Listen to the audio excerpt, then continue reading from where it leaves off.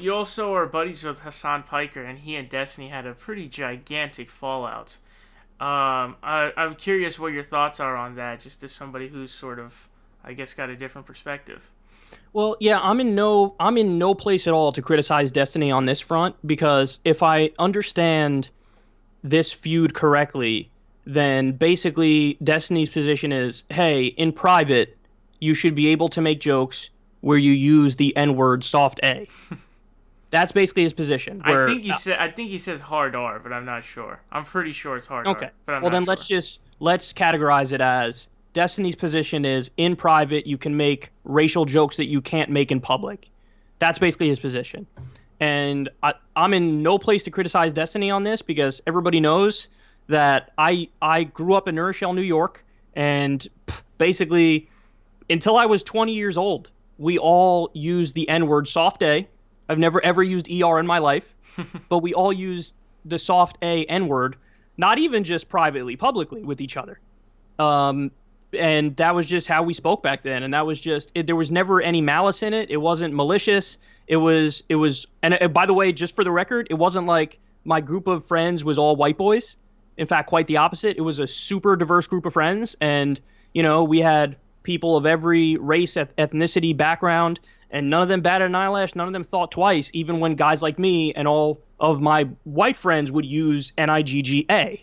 And so I have a documented history of using that, and I'm open about that fact. And, I don't do it anymore, but back then I did it. So for me to come out here and like criticize Destiny and be like, how dare he want to say those jokes behind closed doors, I would just be a massive hypocrite if I did that. So I can't. I can't criticize him for that. So I think that wasn't the original Fallout. I think the Fallout started with like his Kamala Harris video and his Mary Pete video.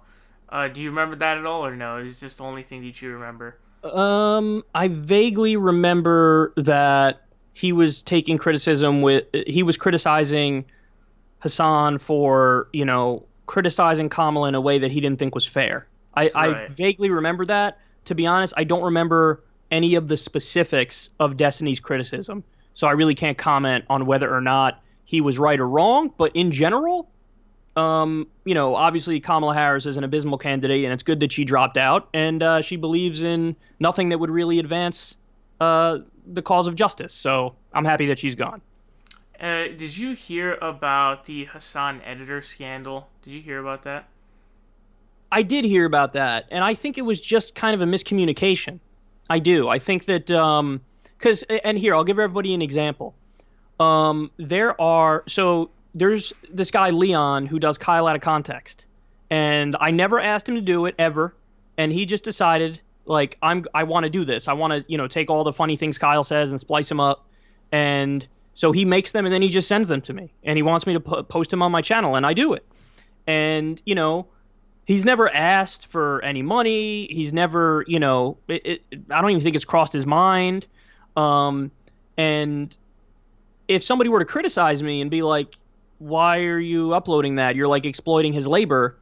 I would immediately respond, I've never asked him to do it. And he just did it on his own volition. And then he sent it to me and he never even asked for money or anything. So it wouldn't like that doesn't occur in that situation in your mind to be like, oh, am I doing something wrong here? By the same token, Adrew, who does all the SecularTalk cartoons, he, again, decided one day, oh, I want to take my talents of, making cartoons and put them towards parodying Kyle and doing funny stories using things he said throughout his show. And he does like basically like a South Park version cartoon of me and Corin now too. And he uploads them on his channel. And what he does is he'll upload them on his channel. I'll promote him and direct everybody to his channel. And then after 3 or 4 months or whatever, then he DMs me and says, hey man, can you put this one up on your channel now? And I say, sure. Is there anything I could do for you? And he says, yeah, just do like a little promotion for me at the beginning of it. And so I do a little promotion for him at the beginning of it. And then so I upload the cartoons. There's I promote him and try to direct people to his channel and to his Twitter feed or whatever. And then I run them and everybody loves them. And again, that's another instance where he did it because he wanted to do it. He never asked me for any money. Never even occurred to me to offer. But we have this little thing going where, I guess I'm giving him exposure and I'm trying to direct people to his channel because, by the way, both of these guys are supremely talented and they really do a great job.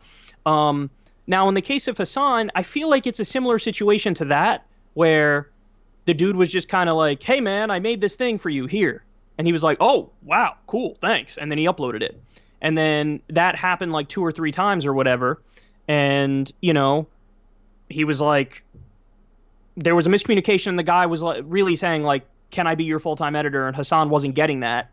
He wasn't, for whatever reason, he wasn't perceiving that as what the guy was trying to do. And then the guy went public and was like, "Oh my God, my labor has been exploited by Hasan." And then if I'm not mistaken, I think Hasan was like, "Whoa, first of all, I'm sorry. Second of all, here, I'm going to pay you for what you've already done for me." Is that the way it ended or no? that was the way it ended, yeah. Yeah, so listen, to me, that seems like much ado about nothing. I feel terrible that the dude thought he was communicating clearly to Hasan, "I want to be your full-time editor and I would like to get paid for it." And Hasan wasn't perceiving that. My advice to that guy would be next time, just say that up front and then he will address it up front. That's what I think. The only thing where there might be a slight legitimate criticism of Hasan is to say, don't ask him to do anything for you since you're not paying for it. By the same token, I've never, ever asked Leon or asked Adrew, "Do this, this, and this. Let me give you specific directions, and you do this, this, and this."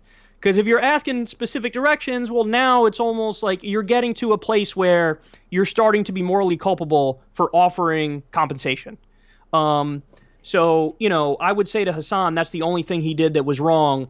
But it does overall appear to be more of just a miscommunication, and I'm happy that it all got worked out, and I'm happy that Hasan paid the guy. And, I don't think it's that big of a deal, to be honest with you.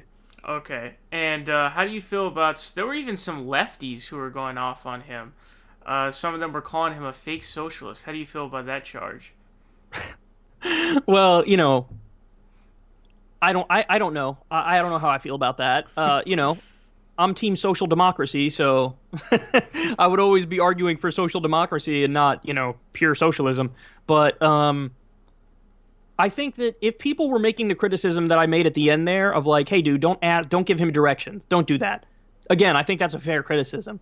But everything outside of that, I just think is people like being obnoxiously loud about something that is not really that big of a deal and has already been addressed substantively. Okay, so next I want to ask you about this. So, David